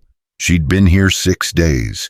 6 days wasn't enough to know someone, to build something real. But it had been enough to care, enough to fight. Enough to say no to a marriage that would solve everything except the things that mattered most. Downstairs, she found a note on the kitchen table in Quinn's rough handwriting. Gone to town, meeting with witnesses, back by noon, Q. No apology. No acknowledgement of last night. Just facts. Fine, they'd be professional, employer and employee preparing for a custody hearing. Nothing more. The twins appeared as she was making breakfast, both unnaturally quiet. Is Papa mad at you? Aurora asked carefully. Abigail's hands stilled. What makes you think that? We heard you talking last night. Not the words, just the sounds. Papa's voice was loud, and then you went upstairs fast, and then he went outside. Adeline's eyes were worried. Did we do something wrong? No, sweetheart. You did nothing wrong. Abigail pulled them both close. Your father and I just disagreed about something. Adults do that sometimes. Are you leaving? Aurora's voice was very small. No, I promised I'd stay, remember? But all the others promised too, and they left anyway. The simple statement broke Abigail's heart. These girls who'd learned that promises meant nothing, that everyone eventually disappeared. I'm not like the others, Abigail said firmly. I keep my promises no matter what. Even if Papa's mad at you. Even then. Both girls relaxed slightly, but their eyes held doubt, the learned skepticism of children who'd been disappointed too many times. They were finishing breakfast when hoofbeats announced Quinn's return. He came in looking haggard, like he'd slept as poorly as Abigail had. "Papa!" The twins ran to him. He caught them, held them close, his face buried in their hair. "Mourning my wild roses," he murmured. Martha's endearment, his voice cracked on it. Over their heads his eyes met Abigail's. Something passed between them, regret maybe, or understanding. Then he looked away. "I met with Doc Holloway and the others," Quinn said, releasing the girls. "Everyone's still willing to testify. The hearing's tomorrow at 9 o'clock sharp." Tomorrow, one more day. "What do we need to do?" Abigail asked, keeping her voice level. "Present the girls as well cared for, educated, happy." Quinn's jaw tightened. "Whitmore will argue they need more than I can provide. We need to prove that what they have here is enough. It's more than enough. Tell that to a judge who's never seen this ranch, never met these girls." Quinn rubbed his face. "Whitmore's lawyer is good, connected. He'll make me look like a struggling widower who can't manage his own life, let alone 2 children. Then we show them differently." Abigail moved to the table, pulled out paper and pen. "We document everything, daily schedule meals, lessons, activities. We show structure, routine care. Will that be enough?" "It has to be." They worked through the day preparing. Abigail wrote out detailed lesson plans, examples of the twins' work, a schedule showing how their days were structured. Quinn gathered financial records proving the ranch was profitable, that he could provide materially. The twins sensed the tension and stayed quiet, helping where they could, asking few questions. By evening, they'd assembled everything they could think of. Documents, records, witness statements. It looked impressive, spread across the kitchen table. It looked desperately inadequate. "What if it's not enough?" Quinn asked quietly. The twins were upstairs getting ready for bed. He and Abigail sat alone in the dimming kitchen. What if the judge looks at all this and still decides Whitmore's right, that they'd be better off in Boston? "Then we appeal, we fight harder." "There's no appealing a custody decision, not in territorial court." Quinn's voice was dead. "If we lose tomorrow, they're gone, just gone." Abigail reached across the table, took his hand. He stiffened, but didn't pull away. "We're not going to lose," she said. "You don't know that. I know those girls belong here, with you. I know you're a good father. I know what they'd lose if they were taken away." Her grip tightened. "And I know we're not giving up without fighting with everything we have." Quinn looked at their joined hands, then at her face. "About last night, what I said, you were scared. That's not an excuse for treating you like a legal solution instead of a person." His voice was rough. "You deserve better than that." "I know I do. That's why I said no." A ghost of a smile touched his mouth. "You're stubborn." "So are you. Martha used to say that." The words came out before he could stop them. He winced. "Sorry, I shouldn't." "It's all right." Abigail squeezed his hand once more, then let go. "She was your wife. You loved her. That doesn't just disappear." "No, it doesn't." Quinn was quiet for a moment. "But it changes, softens. Life keeps moving forward whether you want it to or not." Something in his tone made Abigail's heart skip. But before she could respond, footsteps thundered overhead. "Papa, Miss Warren, come quick." They rushed upstairs to find Aurora, at the window pointing excitedly. "Look, shooting stars." Outside, the night sky was alive with streaks of light, dozens of them arcing across the darkness. "A meteor shower," Abigail breathed. "I've never seen one." "Mama used to wake us up for these," Adeline said softly. "She'd say they were angels traveling." Quinn's face went tight, but he moved to stand behind his daughter's, hands on their shoulders. "Your mama loved the stars." "Can we watch?" Aurora asked. "Please, it's late. Please, Papa, just for a little while." Quinn looked at Abigail. She nodded. "All right, but just for a few minutes." They went outside, all 4 of them, and stood in the yard watching the sky. The night was clear and cool, full of cricket song, and the distant sound of cattle. Above them, the universe put on a show. "Make a wish," Aurora whispered. "Mama, wishes don't come true," Adeline said, practically. "Sometimes they do. Mama said so." Mama said a lot of things. Both girls were quiet for a moment. Then Aurora took Abigail's hand. "What would you wish for Miss Warren?" Abigail looked at the three of them, Quinn with his weathered face and kind eyes. The twins so small and brave and scared. Her makeshift family that wasn't really hers but felt like it anyway. "I'd wish," she said slowly, "that tomorrow goes well, that the judge sees what I see when I look at you all, a family that belongs together." "That's a good wish," Aurora decided.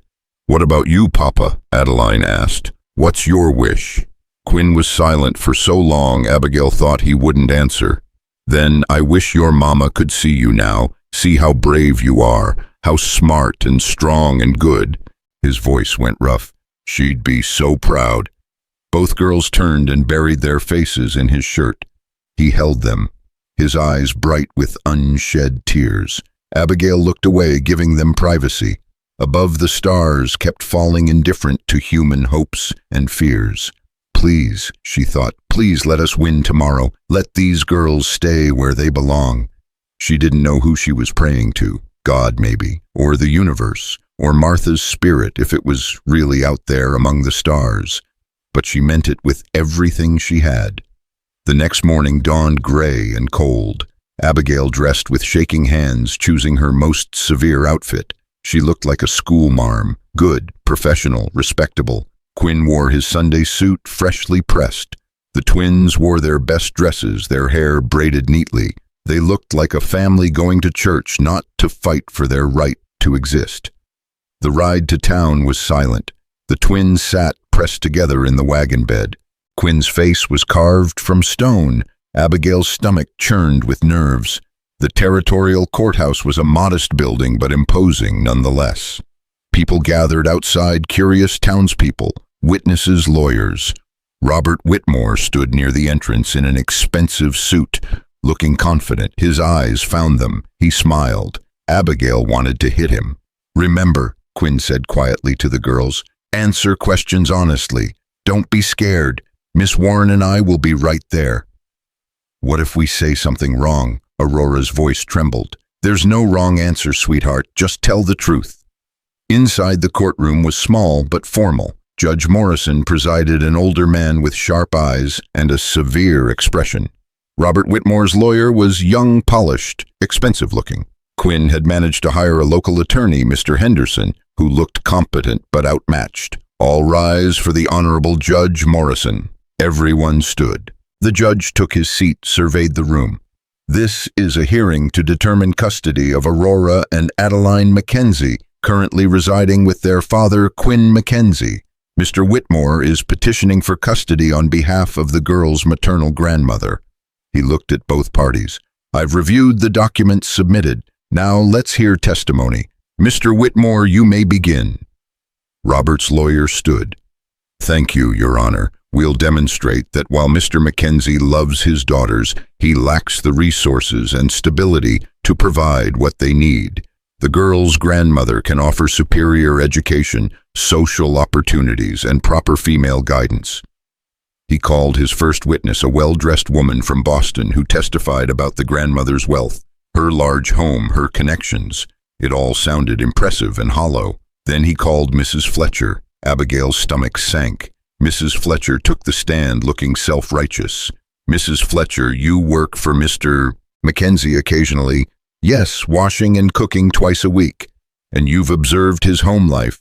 "I have." "Please describe the conditions." Mrs. Fletcher's eyes gleamed. "The house is often messy. The girls run wild. Mr. McKenzie works such long hours he barely sees them. And then there's the matter of Miss Warren. The governess. The so-called governess." Mrs. Fletcher's tone dripped innuendo. "She arrived less than 2 weeks ago under scandalous circumstances, jilted by her fiancé, nowhere to go. Mr. McKenzie hired her immediately and moved her into his home. An unmarried woman living with an unmarried man. It's improper." "Your Honor," Mr. Henderson objected, Miss Warren's employment is highly irregular, Whitmore's lawyer interrupted. An unmarried woman living with a widower. Surely the court sees the moral implications. Judge Morrison frowned. Continue. Has Mr. McKenzie been able to keep governesses long term? No. Miss Warren is the fifth in 2 years. None of the others lasted more than 6 weeks. Why do you think that is? Mrs. Fletcher hesitated then. The girls are difficult, undisciplined. Most women can't handle them. So Mr. McKenzie is unable to control his own daughters. Objection. Mr. Henderson stood, leading the witness. Sustained, rephrase, but the damage was done. The implication hung in the air. Quinn couldn't manage. His daughters couldn't keep help, couldn't provide proper stability. Mr. Henderson cross-examined, trying to salvage things, but Mrs. Fletcher was stubborn. She painted a picture of chaos and impropriety that made the ranch sound like a disaster. When she stepped down, Abigail wanted to scream. Next came Quinn's witnesses. Doc Holloway testified to the girls' good health, Quinn's devotion during Martha's illness. Mr. Carson confirmed Quinn paid his bills and provided well. Reverend Walsh spoke about regular church attendance and moral upbringing. It helped, but it wasn't enough to overcome the wealth and opportunity Whitmore was offering. Then the judge asked to speak to the twins. I'd like to hear from Aurora and Adeline directly, Judge Morrison said. Young ladies, please approach. Quinn's face went white. The twins looked terrified, but they stood holding hands and walked to the witness stand together. Don't be frightened, the judge said, his tone gentler. I just want to ask a few questions. Are you happy living with your father? Yes, sir, both girls chorused. Do you have enough to eat? Warm clothes, a place to sleep? Yes, sir. And Miss Warren, how do you like having her as your governess? Aurora spoke up, her voice small but clear. She's the best one we've had. She doesn't leave when things get hard. When things get hard, the other governesses left, Adeline explained. When we were sad or difficult, or when Papa was too busy. But Miss Warren stayed. She even got stung by hornets saving Aurora. Judge Morrison's eyebrows rose. Is that so? She pulled me out of the creek, Aurora said earnestly. She could have just called for Papa, but she didn't. She just moved. Papa says that's what bravery looks like.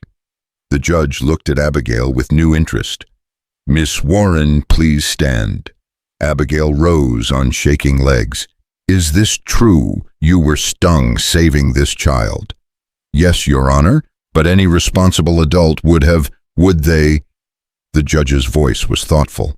Mrs. Fletcher testified you're unsuitable for this position, yet you risked your own safety for a child you'd known less than a week. That doesn't sound unsuitable to me. Robert's lawyer stood quickly. Your Honor, heroic actions aside, the question is whether Mr. McKenzie can provide what these girls need long term. One governess who's stayed a few days doesn't change the pattern of instability. Quinn was on his feet before Mr. Henderson could stop him. Those girls have lost governesses because this town gossips and judges and drives away anyone who tries to help. Because people like Mrs. Fletcher spread rumors and make it impossible for decent people to do their jobs. His voice shook with fury. My daughters aren't unstable. They're grieving. They're learning to trust again after losing their mother. And yes, that's hard, but it's real and it's honest, and it's a hell of a lot better than shipping them off to a grandmother who abandoned their mother for marrying beneath her station. Mr. McKenzie, sit down, the judge ordered. Quinn sat, his face flushed, his hands trembling. Judge Morrison looked at Robert. Is it true your mother disowned her daughter for marrying Mr. McKenzie? Robert's jaw tightened. My family had certain expectations. Yes or no?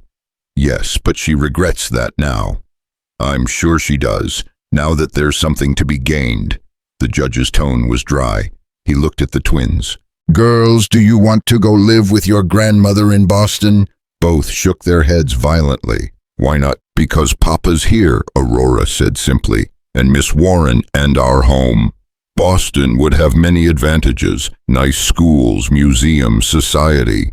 We don't want society, Adeline said firmly. We want our family. Judge Morrison was quiet for a long moment. Then he looked at Quinn. Mr. McKenzie, stand. Quinn stood, his face pale. I've heard testimony today suggesting you're an inadequate guardian, that you lack resources, stability, proper help. The judge's voice was neutral, impossible to read. I've also heard testimony suggesting your daughters are loved, cared for, and desperately want to stay with you. He paused. The courtroom held its breath. I've presided over many custody cases, Judge Morrison continued. I've seen wealthy families fight over children like property. I've seen parents who can provide every material advantage but not an ounce of real love. He looked directly at Robert. Mr. Whitmore, your family disowned your sister for marrying a man you considered beneath her. Now you want her children. I find that convenient. Robert's face flushed. Your Honor, your mother had years to reconcile with her daughter. She chose not to. She doesn't get to claim those children now just because they're orphaned. The judge turned back to Quinn. Mr. McKenzie, you're not perfect. Your home is isolated. You've struggled to keep help. You work long hours.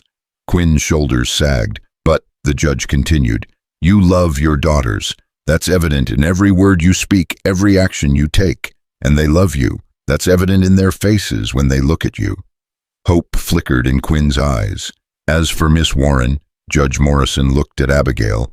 I find nothing improper in your employment. A man hiring a governess for his children is neither unusual nor scandalous, regardless of what small-town gossips might suggest. The fact that you've stayed when others quit speaks to your character, not against it. He banged his gavel once. Custody remains with Quinn McKenzie. Petition denied. The courtroom erupted. Robert lunged to his feet, shouting objections. His lawyer tried to salvage things. The twins burst into tears and ran to Quinn, who caught them, his own eyes streaming. Abigail stood frozen, unable to believe it was over. They'd won. Judge Morrison banged his gavel again. Order, Mr. Whitmore, my decision is final. These girls stay with their father. This hearing is adjourned. He left. Robert stormed out, his lawyer trailing behind. The courtroom slowly emptied until only Quinn, Abigail, and the twins remained. Quinn held his daughters, crying openly now. You're staying with me. We never wanted to leave Papa, Aurora sobbed. Never. I know, baby, I know. Abigail turned away, giving them privacy, her own eyes burning with tears. They'd done it. Against wealth and lawyers and society's expectations, they'd won. Miss Warren, she turned. Adeline stood there, holding out her hand. You're part of this too, the little girl said seriously. You fought for us. That makes you family. The words broke something open in Abigail's chest. She knelt, pulled both girls into her arms. Quinn's arms came around all three of them, and they stood there in the empty courtroom, holding each other, crying together. A family, maybe unconventional, maybe not what any of them had planned, but real and theirs. Outside, the November sun broke through clouds. The ride home was noisy with the twins' chatter and laughter, their fear finally released. Quinn drove with one hand, the other occasionally reaching over to squeeze Abigail's. She didn't pull away. That evening, after the twins were asleep and the house was quiet, Quinn found Abigail on the porch. She sat in Martha's rocking chair, wrapped in a shawl against the cold. They're exhausted, Quinn said, settling beside her. Took them 5 minutes to fall asleep. It's been a long day. Yes. He was quiet for a moment. Thank you for fighting, for staying, for, his voice caught, for being willing to be part of this family. I didn't do anything special. You did everything. Quinn turned to face her. When you got off that train in your wedding dress, I thought you looked lost, like you didn't know where you belonged. I didn't, but you found it anyway. Here with us. He reached for her hand. Abigail, I'm not asking you to marry me. Not yet. Not until we've had time to build something real. something that's not born out of desperation or convenience. Her heart stuttered. Then what are you asking? I'm asking if you'd be willing to stay, really stay. Not as just a governess, but as part of this family. Give us time to see what this could become. Abigail looked at their joined hands, then at his face weathered and kind and full of hope. I came west looking for a future that didn't not exist, she said softly. Instead, I found one I never imagined. 2 wild girls who need me. A man who sees me as more than a convenience. She smiled. Yes, Quinn, I'll stay, for as long as you'll have me. Quinn's answering smile transformed his face. He raised her hand to his lips, kissed her knuckles gently. Then welcome home, Abigail Warren, welcome home. Above them, stars blazed in the Wyoming sky. Inside, 2 little girls slept peacefully, finally secure in their father's house. And on the porch, a rejected bride and a grieving widower sat together, no longer alone, building something new from the ruins of what they'd lost. It wasn't the story Abigail had planned when she boarded that train in her wedding dress. It was better. Because home wasn't where you were headed, it was where you were found. And Abigail had been found here on a ranch in Wyoming territory by a desperate man with kind eyes who'd looked at her and said, "Please come with me. My twins need a mother like you." She'd been a bride with no wedding. Now she was a woman with a family, a purpose, and a future full of possibility. And that she thought, as Quinn's hand tightened around hers, was more than enough. It was everything.